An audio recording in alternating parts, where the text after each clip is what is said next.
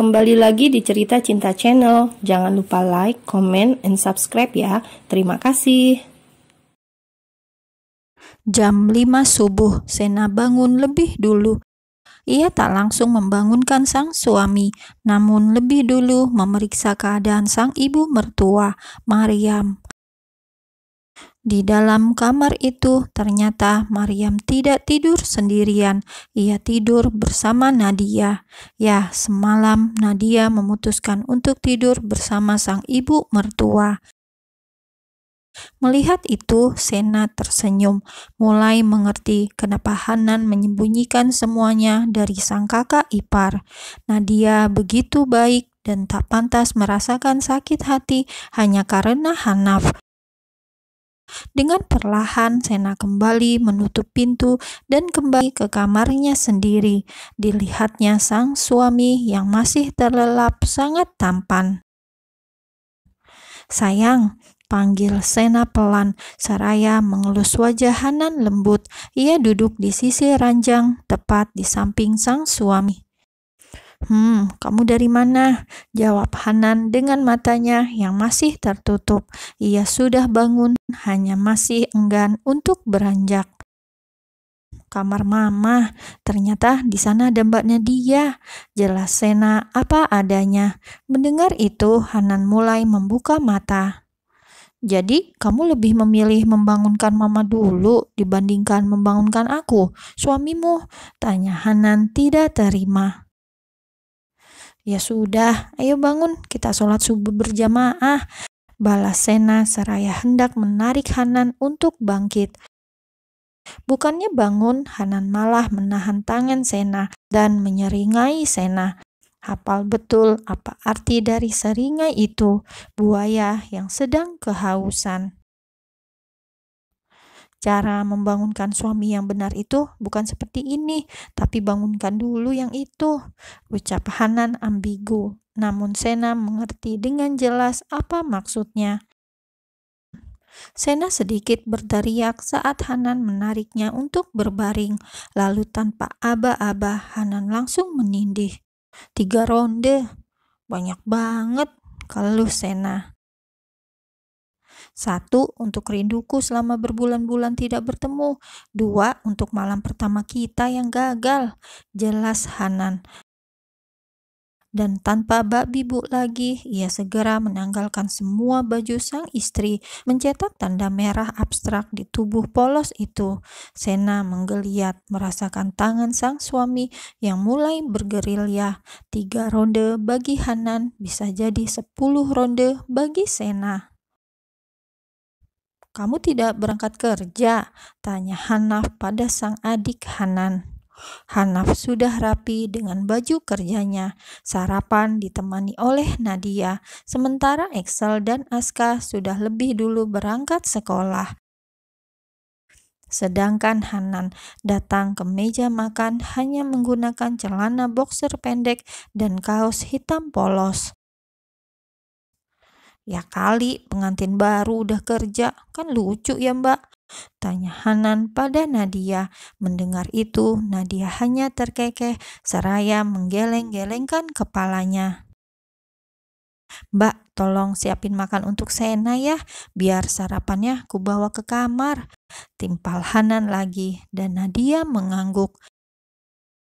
Cukup tahu alasannya kenapa pagi ini Sena tak keluar kamar. Pastilah Hanan sudah menggempur habis istrinya itu.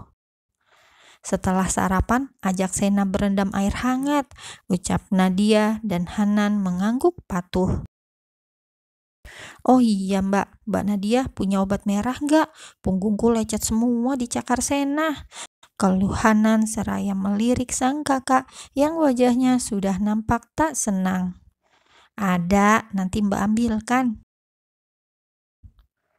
"Kenapa kamu harus repot? Biar mereka urus sendiri urusan mereka," kesal Hanaf. Kenapa pula Nadia selalu menuruti permintaan Hanan? "Mas apa-apaan sih? Cuma begini saja, apanya yang repot?" jawab Nadia apa adanya. Hanaf terlalu berlebihan, pikirnya. Selesai menyiapkan sepiring nasi penuh lauk untuk Sena, Nadia beranjak mengambil obat merah, meninggalkan kakak beradik itu hanya berdua di ruang makan. "Sena bukan Lora, jadi jangan coba-coba untuk mendekati istriku," ucap Hanan dingin. Ia mulai menatap tajam pada kakaknya itu. "Beda apanya? Mereka sama-sama pelacur. Bukankah kau sudah sering memakainya sebelum kalian menikah?" balas Hanaf tak kalah sengit.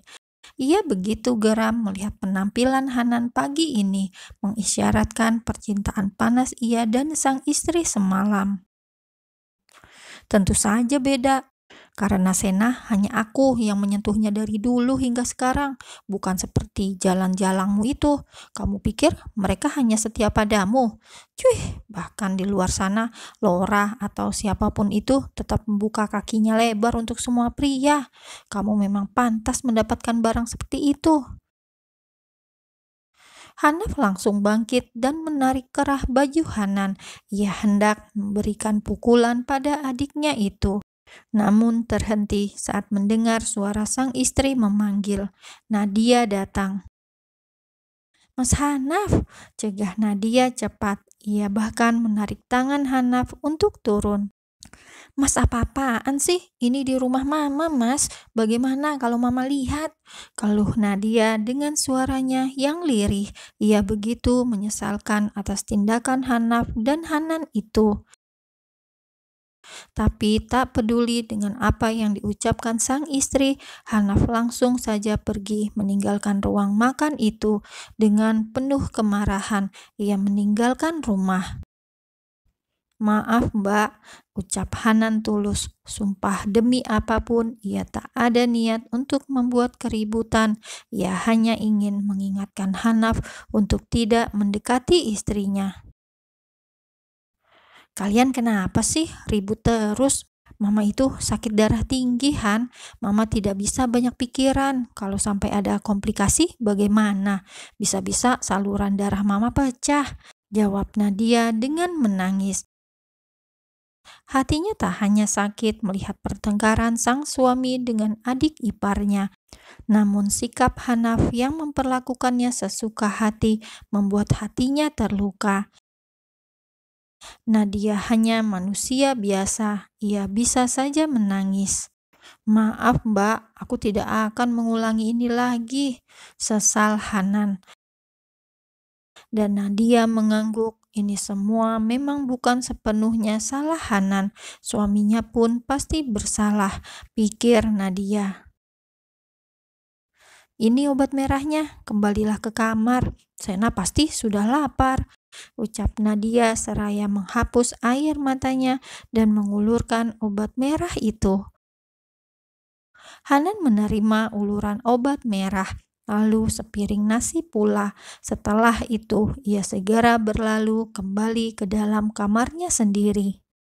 Di sana, Sena masih menunggu, bersandar di sandaran ranjang dan berbalut selimut, tubuhnya masih polos.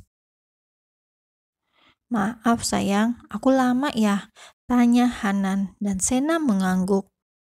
"Maaf, sebagai permintaan maafku, nanti saat mandi akan kuberikan pelayanan plus-plus." Dan Sena langsung melempar sang suami dengan bantal. Hanan menghindar, lengkap dengan kekehannya.